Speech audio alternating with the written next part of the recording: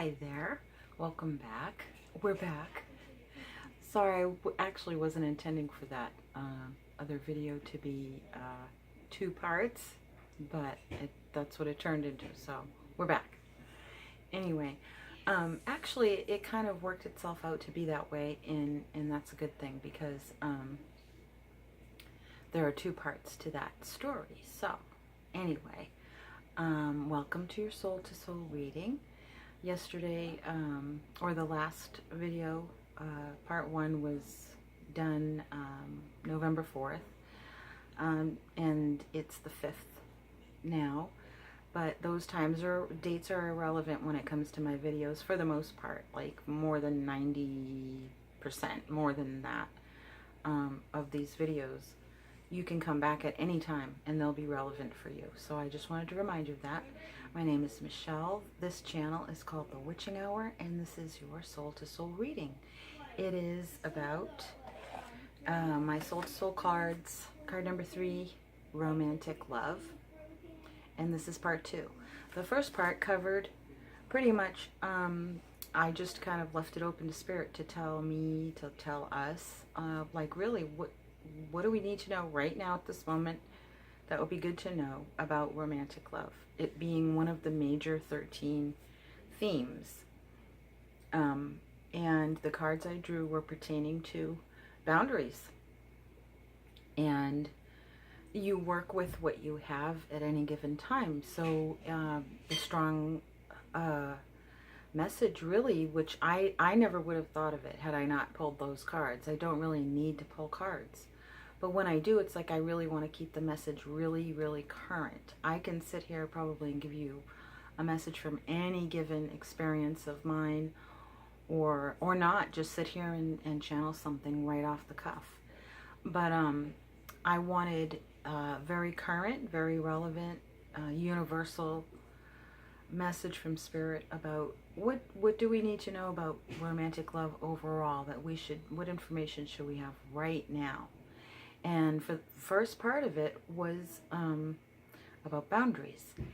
And I never would have thought of it. I never would have thought of it. And it's like, oh, that makes perfect sense. After I did the video, I was like, that made perfect sense. If I had better boundaries in place at the onset or prior to stepping into any particular relationship, it's like, oh, it would have gone so much better. But we cultivate our boundaries over time and within many different relationships. So it's neither here nor there, but it's, as Spirit was saying, it's an important thing to keep in mind. You might want to do that first because we get caught up in the romantic feelings when the relationship is new. And there's a lot of flexibility and give and take. So it's important to have the boundaries ahead of time established so that you don't have to worry about cultivating them when you'd rather be having fun and enjoying each other, because life can get a little out of balance and chaotic when you fall in love, in a nice way. And that's how it's supposed to be.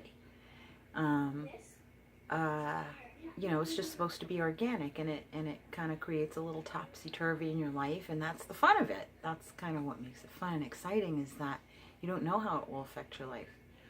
So it's really, really good and important to have those boundaries established within yourself in the process of either manifesting a new relationship or in feeling the onset of a change or a shift in your current existing relationship or relationships, romantic ones. So I'm excited because I think it naturally evolved into, and what I was getting before I sat down to do this reading was, well, what's part 2? I was just going to wrap up the other one. And but because it was cut off, I titled it part 1. I thought, well, I'll come back and wrap it up. Just end it, cap it off, you know. And it was like, no, sit down and do it, because there's part 2 is really part 2. What you covered, what they were saying to me was like, in a feeling, what you covered was the boundaries, like how to go in and what to go in with, what preparedness to go in with. Then once you're there, it's like part 2 is really about what are you manifesting together, not just how how to manifest a relationship, but how to manifest a joyful relationship, how to manifest within the relationship, because it doesn't end there. When you manifest and draw in, and magically speaking, too, like when you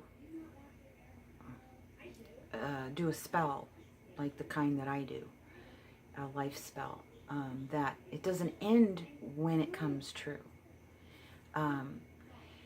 It's just the beginning. You think that's the goal, but it isn't. It's like, well, you've got this whole life ahead of you, however long you're going to be together. It's like, wow, you can do a lot of stuff. The relationship isn't the end of the story. It's only the beginning. So manifesting is part 2. So that's what we're going to go into. So I drew 3 more cards and I put them underneath the old ones. And I left those old ones still on the table. So anyway, the question is, the goal is for this reading, what would be the best way to manifest that love, that type of love, the romantic love, into our lives, to maintain it, to help it flourish and grow, and to help us harmonize with one another, you know, us meaning us, the people who are in this new relationship.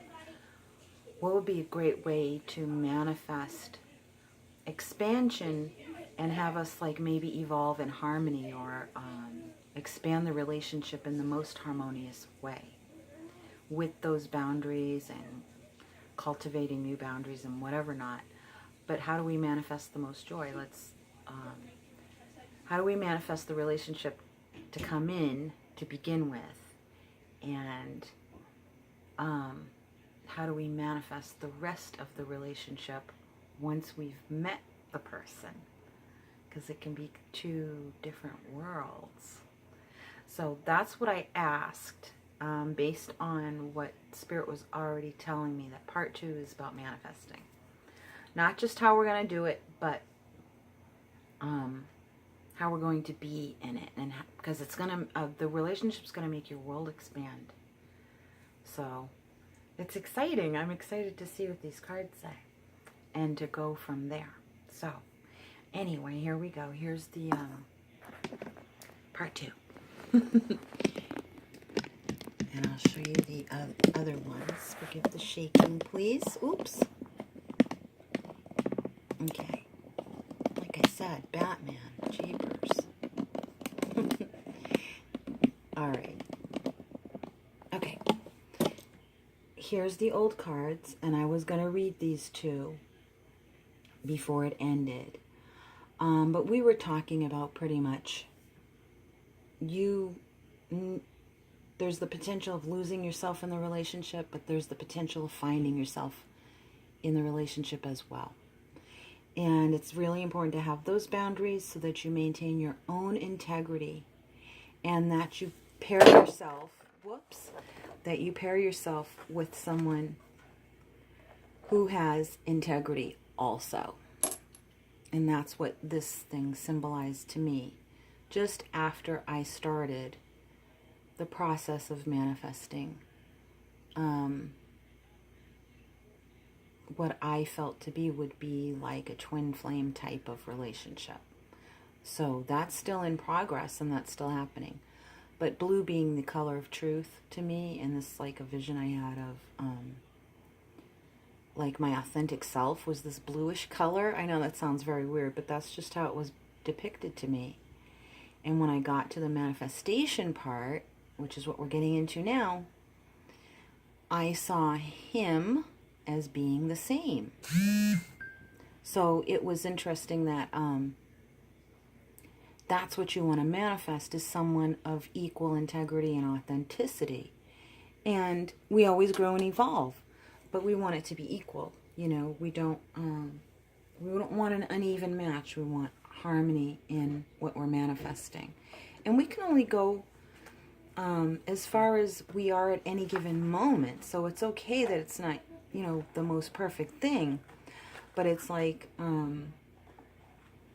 to manifest what's best for you at that time with the kind of seed intact that it will evolve into. It will evolve harmoniously so that you can evolve together as opposed to evolving and then growing apart. So the boundaries are good to have in the first place, and then evolve and grow together if you can. So it's good to set that intention ahead of time, or try and reset it now with boundaries in place with your existing partner or partners. So as far as manifesting goes, let's see what Spirit is talking about. Ooh, the Lord. Ooh, yummy male energy. So manifesting this person and bringing them in, once we have our boundaries in place, how are we going to set off on the right foot in manifesting what we want? Becoming into a really, really, really good awareness of divine masculine energy, and that is exactly what this is. And I love that it says the Lord, because that's such a universal term. You know, whether you're pagan or Christian or whatever, it's like that's a good way of describing the divine masculine is in that word, the Lord. It's really interesting. You want the masculinity in your partner, the male energy, and it doesn't have to be gender specific at all, but you want those the divine masculine energy qualities in a partner that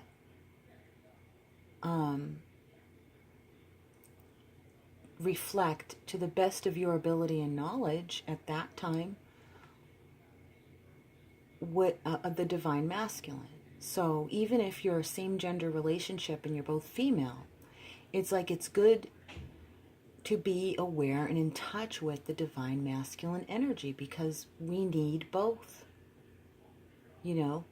And just because we're women doesn't mean we're manufacturing masculine energy. Women contain masculine energy, and it's good to be aware of what that is. Masculine energy, I guess you could say, typically or archetypally, is about providing, protecting. Not that women can't do those things. It's just that there's a very strong concentration of it in men or in male energy. And we want that. And women who are heterosexual, you know, and women who are not. Women, you know what I mean? It's like we know that energy and we want that. It doesn't mean that we necessarily want men. It doesn't have to mean that, but it means that we need to be in touch with the divine masculine energy and get a really good handle on what that is.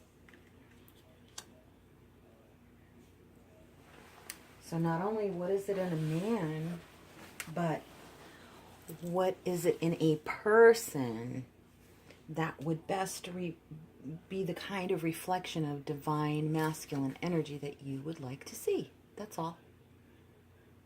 That's pretty much it in a nutshell.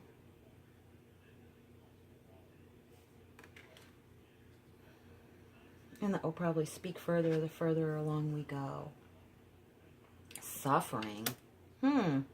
That is interesting. In manifesting the love that we want. Oh, I know what that's speaking of. This is speaking when we're manifesting. Okay, I got it. This is talking about whatever pain you carry on. This is talking about baggage, when you bring in baggage, to be aware. And that's kind of a crude term. What it means is any suffering you've gone through and any wounds that you may carry, to be aware of them. And instead of trying to eradicate them, you try and bring them in with you. In other words, you incorporate them because they're part of you. You don't have to be perfect before you meet the perfect one for you. It doesn't mean that if you have still carrying some pain around that you're going to attract the wrong person for you. It's like if you're aware of it and you know that the relationship will become part of your healing, then that's great, because then it will. This is interesting because our pain body, as Eckhart Tolle would put it, and other teachers would put it in different ways, our pain that we bring in can dissolve with consciousness. And we all have some. When we try and deny our pain or expect someone else to fix it for us, or to be something that we're not, because our pain is kind of, it's kind of skewing our perception of things, and we think someone else should be something that they're not in order to compensate for the pain and how it makes us think. Like, pain makes us think funny, you know. It makes our ego take over. Okay? And that makes a lot of sense. It's like you want to be aware of it. Things don't have to be perfect before you get the show on the road, but it's a good idea to be aware of your suffering, of whatever your pain is, and know that you're manifesting a relationship to incorporate all of you. You're not going to disown your dark side, your shadow, or whatever. You're going to be fully aware of it, and that's a step in the right direction before you even get started. That's why this is showing up. Oh my God, I get that. That was like such a revelation for me to see. Disillusion.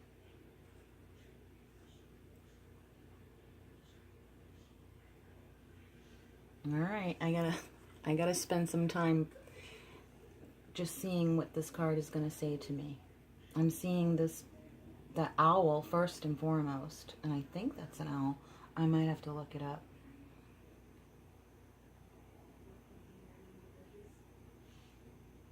Ah, okay, I know what it is. I know what this is. So this is what we need to eliminate.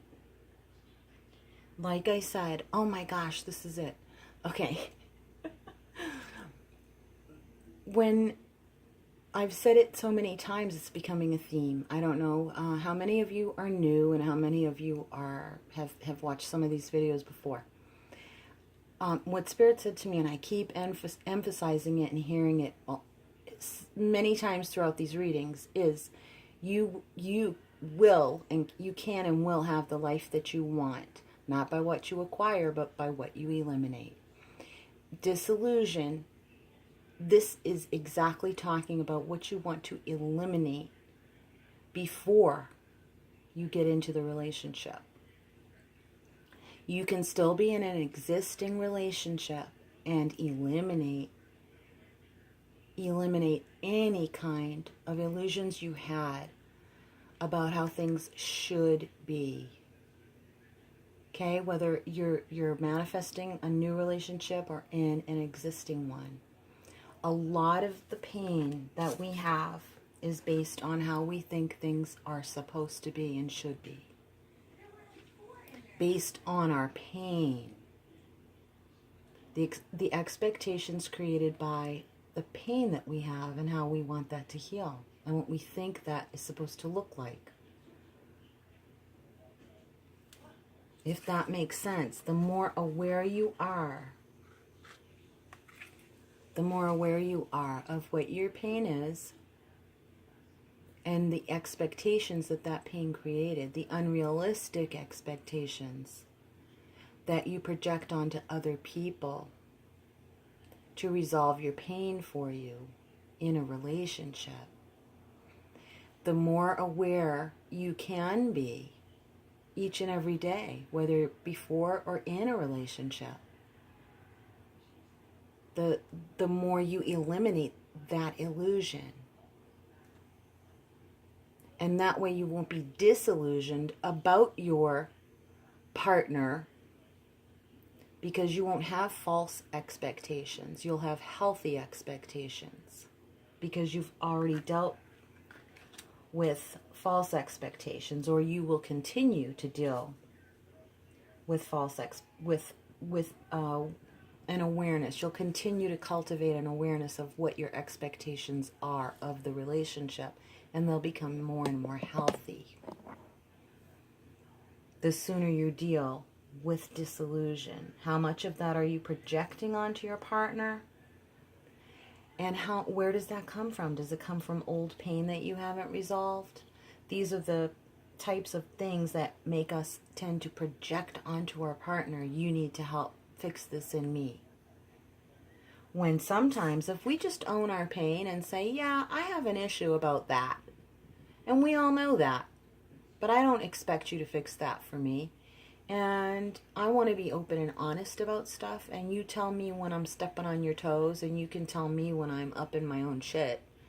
You know, you can be honest. I can take it because we all know me because I'm open about it. My pain isn't a secret. It's not a big deal. We've kind of brought it down to normal size, you know, and normalized pain instead of making a big deal out of it. Or we're unaware of it and I'm in denial. I'm resisting looking at my feelings and I don't want to deal with it. And so everything kind of gets suppressed. And what I want is this relationship to make me feel better. That's an illusion. And when we put that expectation on our partner to fix us, even when we're not dealing with our own stuff, then we can become disillusioned in our partner. And it's like that was never their job to begin with. Not without your help anyway, right? I mean, we're both supposed to be in on it. And your partner's pain as well. Take everything I said and know that it applies both. They're both, they apply to both people or all people in the relationship. So I hope that makes sense. And this, I was playing with these cards, my cards earlier, and I just had them sitting on the bed and I flipped it over. And this really jumped out at me. This was what was on the bottom. And it's, these gold coins represent, to me, this is what this card means. This means self-worth. This is my value. My value is exactly the same as what we consider gold to be. Like gold is probably like the most precious commodity on earth as far as natural resources and their monetary value. Spiritually speaking and humanly speaking, I guess, if you can use a word like that. Humanly speaking, it's like this is what we're worth. This is a reflection of our self-worth right here. And so it was like, remember that. I've kind of like felt those words saying, remember, you bring your self-worth into the relationship with you, along with your pain, along with your expectations, and allow your partner to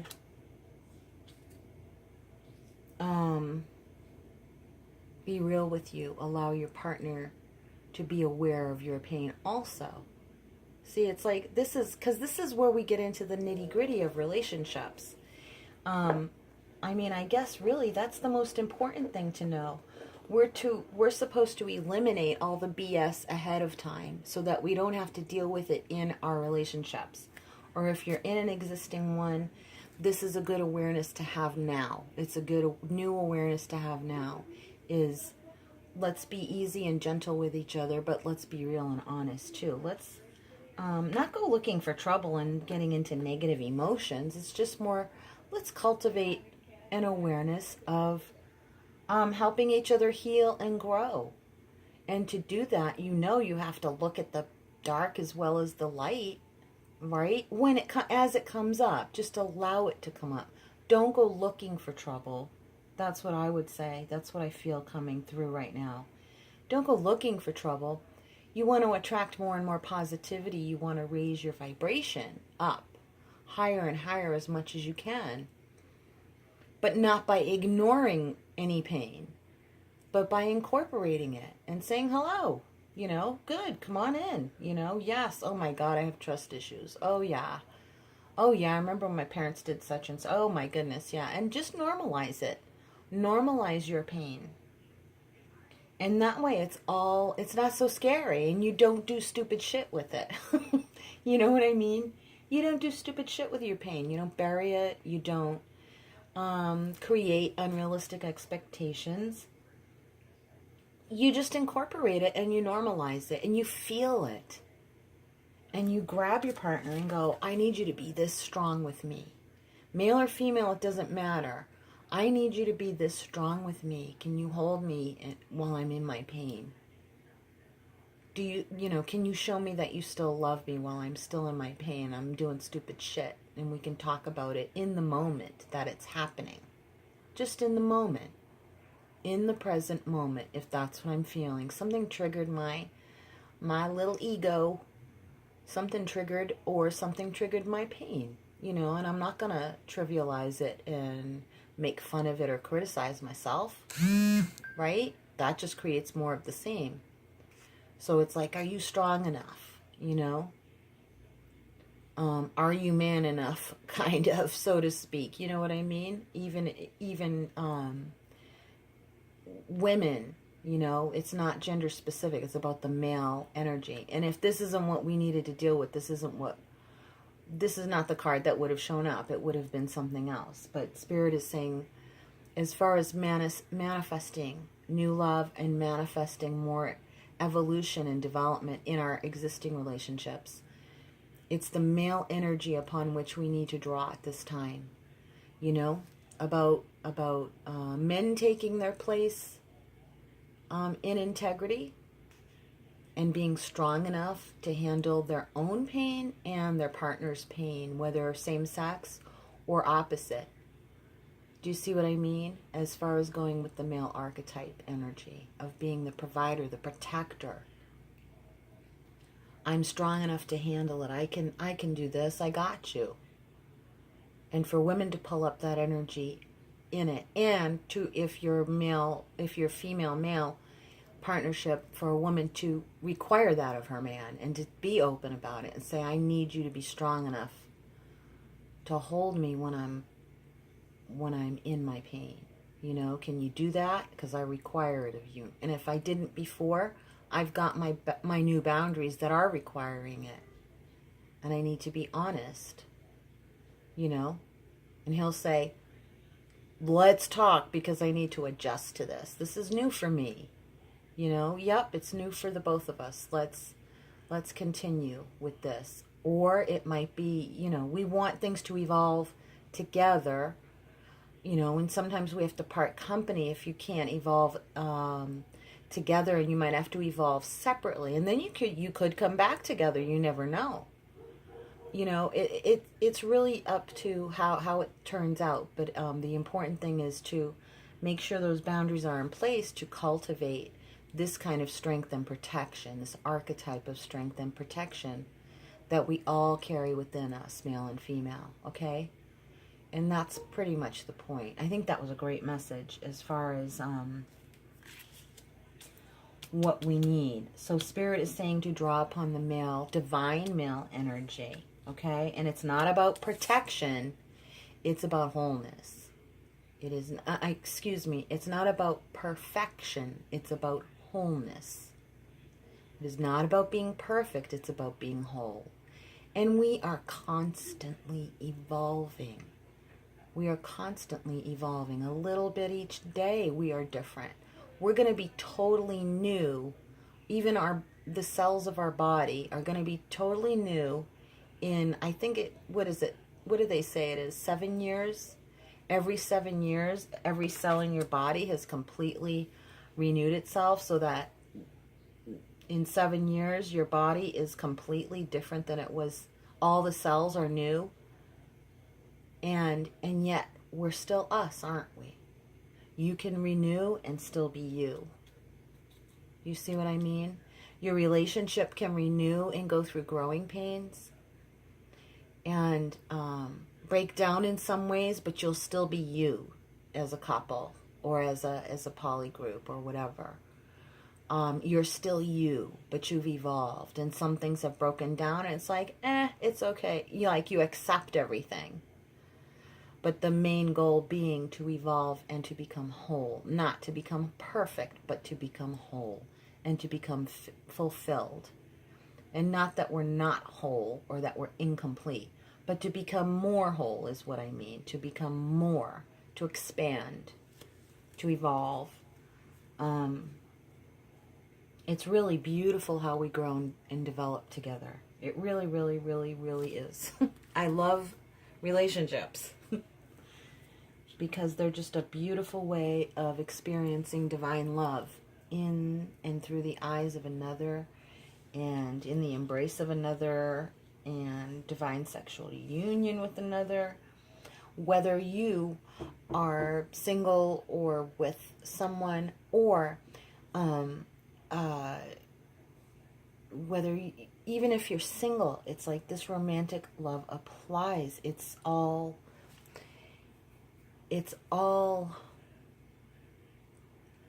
the same kind of connection. Even if you are single and you're committed to being single, the romantic love will still comes into your life, and you're still manifesting romantic love if that's what you want at any given time, but you're committed to being an individual that doesn't necessarily want to commit to settling down in a relationship. You want to be just on your own, but you want to have romance in your life when that's appropriate, and then you let it go back out again, and you let it flow like that. That is absolutely beautiful.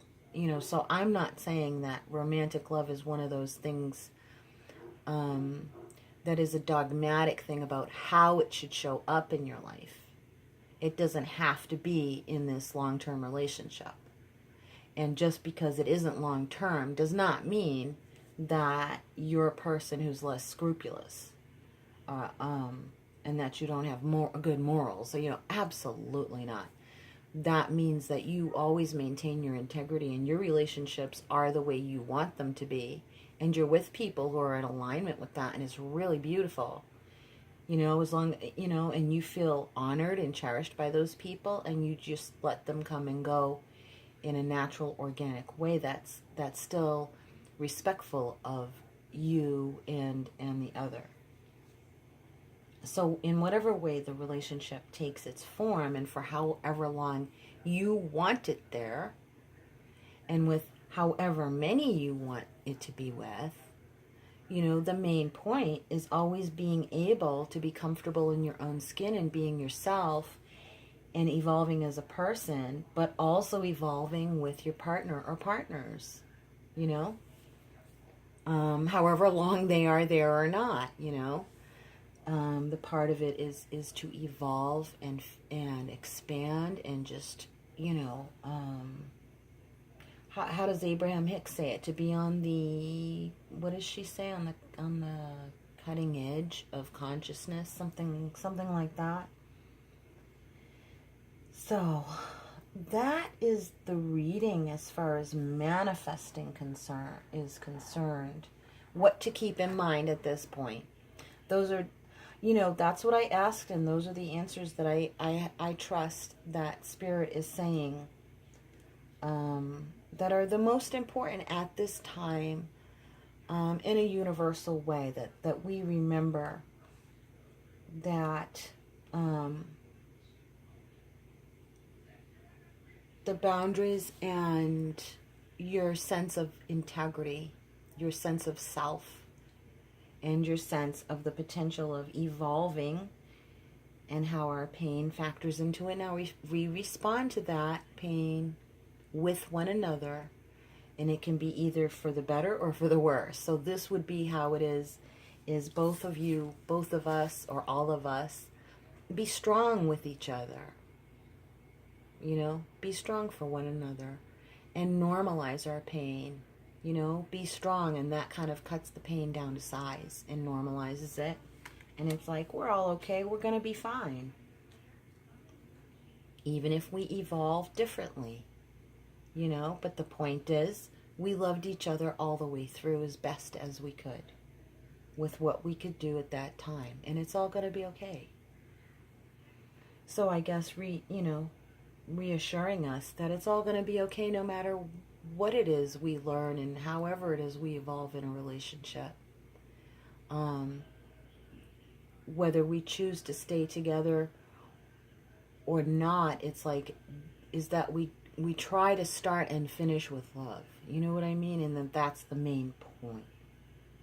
And that ahead of time, in manifesting, the thing to know ahead of time is know what you're bringing into it. Know what you're bringing into it so it doesn't create unrealistic expectations and it doesn't create a dysfunctional way of dealing with your pain. That you are aware of it ahead of time. So, and that by eliminating all the crap ahead of time, you will draw in a relationship that's easier to be in. And you can just deal with doing more of the fun stuff of the relationship. You know what I mean? Who wants to waste most of the time of the relationship in struggling and resisting or growing and changing in a painful way? It's like, let's get the hard crap out of the way first, which will make our relationship easier to be in. Then we can spend a lot more time doing the fun stuff, like making love and going out and expanding and being who we really are and helping each other be who we really are, helping each other to shine, like those other cards said, really living our life purpose together with one another and all of that kind of stuff. So it's like, that's what I want to manifest. I want to manifest a relationship that doesn't fix me. Heals me? Yes, of course. Sure, why not? You know, of course. We all heal each other all the time anyway. But it's like, what do I want? That is what I want. I want to, it's more whole that way. It's more whole that way. If we incorporate all of who we are, bring it into the relationship and deal with things as they are. That's what I want. I want what's real. I want what's real. So I hope that worked for you, and I hope that helped. I'm going to bring you back up here. I may or may not draw another card. Relationship card, maybe, or a crystal. I'm tempted, even though we don't need one. I'll sit and chit chat for a second and see if I pull anything that's that I think is relevant, or if we should look at it or not. I thought that, oh boy, if somebody had told me that 30 years ago, would have saved me a lot of time, trouble, and effort that I didn't need to spend in the heavier emotions and issues that can come up in relationships revolving around our pain, our emotional stuff that we bring in that might have been unresolved, that we try to resolve with the relationship instead of allowing the relationship to be a sacred place where we help each other heal and grow and develop. So I hope that makes sense. I don't know if I hope I articulated it in a understandable way. But I am looking at all this stuff with new eyes myself. You know, I'm seeing, I'm reporting it as I go along. I'm reporting it live. This is all very current for me as well. Not necessarily all of it, but yeah. I mean, to a degree, we're all going to have to go back and review this kind of stuff. But the more you internalize it, the more you're conscious of it, and you can internalize it and make it your way of being for yourself.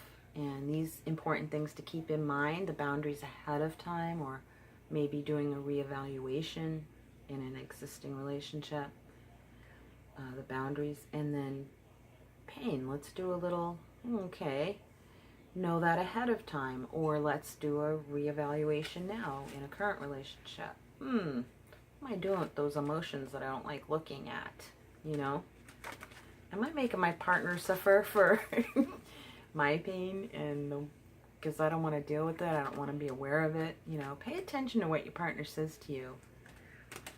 Try not to take it too personally, but if your partner, you know, brings that up to you and says, you know, I think you have a little issue. I think you have a little issue about, you know, dealing with your feelings. I think we need to look at that, you know, that's all.